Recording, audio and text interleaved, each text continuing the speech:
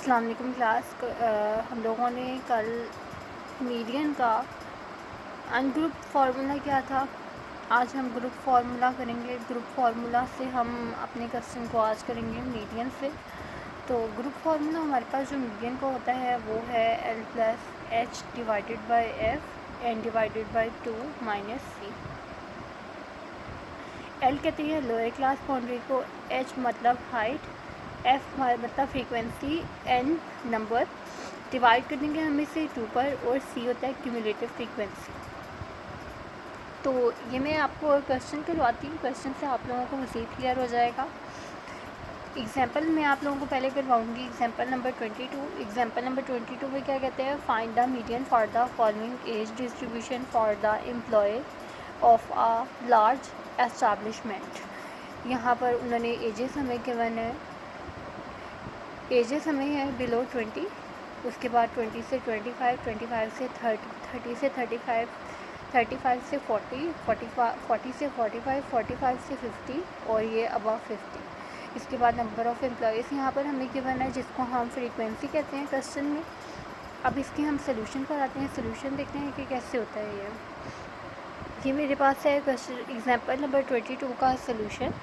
इसमें उसने हमें यहाँ पर एजेस और नंबर ऑफ़ एम्प्लॉयज़ क्वेश्चन में दिए हुए थे।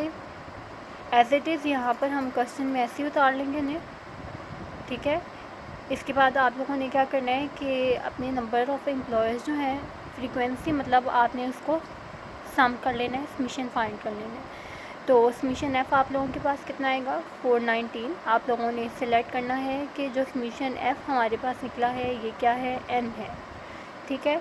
इसके बाद आप लोगों ने यहाँ पर बनानी है क्यूमुलेटिव फ्रीक्वेंसी। क्यूमुलेटिव फ्रीक्वेंसी कैसे बनती है, फ्रीक्वेंसी की फ़र्स्ट वाली वैल्यू जो है, क्यूमुलेटिव फ्रीक्वेंसी की फ़र्स्ट वाली वैल्यू ही कंसीडर्ड होगी, ठीक है।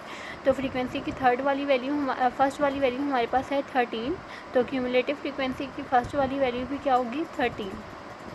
सेकंड वैल्यू क्यूमुलेटिव फ्रीक्वेंसी की कैसे निकलेगी कि आप लोगों ने 13 में 29 को प्लस कर देना है, ऐड कर देना है, तो आप लोगों के पास क्यूमुलेटिव फ्रीक्वेंसी की सेकंड वैल्यू निकलेगी जो होगी 42, ठीक है। फिर बेटा इसी तरह आप लोगों ने थर्ड वैल्यू फाइंड करनी है, जो हमारे पास होगी 29 में आप लोगों ने ऐड कर देना है 46 को, तो आपके पास क्या आ जाएगा, 88, ठीक है। इसी तरह से 46 में जब हमने 60 जमा किया तो हमारे पास क्या हो जाएगा, 148, ठीक है। इसके बाद 60 में 112 ऐड हो जाएगा तो ये हो जाएगा 260, ठीक है। फिर 112 में क्या हो जाएगा, 94 ऐड हो जाएगा तो हमारे पास क्या आ जाएगा, 354। अब हमें कैसे पता लगेगा कि हम जो क्यूमुलेटिव फ्रीक्वेंसी फाइंड कर रहे हैं वो बिल्कुल ठीक है। तो उसका तरीक़ाकार क्या होता है कि अभी हम लोगों ने यहाँ पर फ्रीक्वेंसी का हम लोगों ने सम फाइंड किया, समीशन फाइंड किया, तो जो हमारे पास निकला था 419। अब आप लोगों ने आना क्यूमुलेटिव फ्रीक्वेंसी पर। क्यूमुलेटिव फ्रीक्वेंसी की जो लास्ट वाली वैल्यू होगी ना, क्यूमुलेटिव फ्रीक्वेंसी की लास्ट वाली वैल्यू और फ्रीक्वेंसी का जो आंसर होगा वो दोनों वैल्यू जो हैं वो सेम होंगी, ठीक है।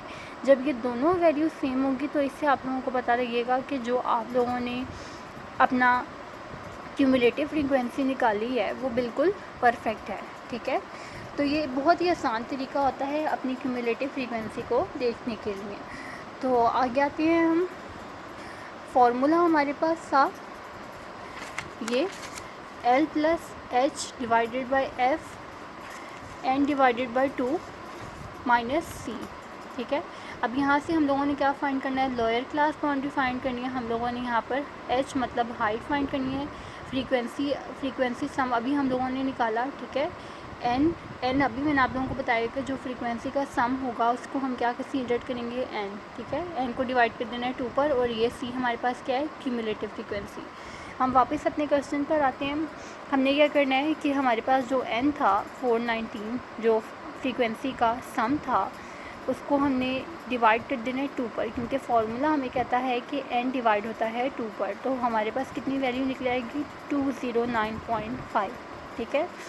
तो आपने क्या करना है, अपने क्वेश्चन पर आना है, ठीक है।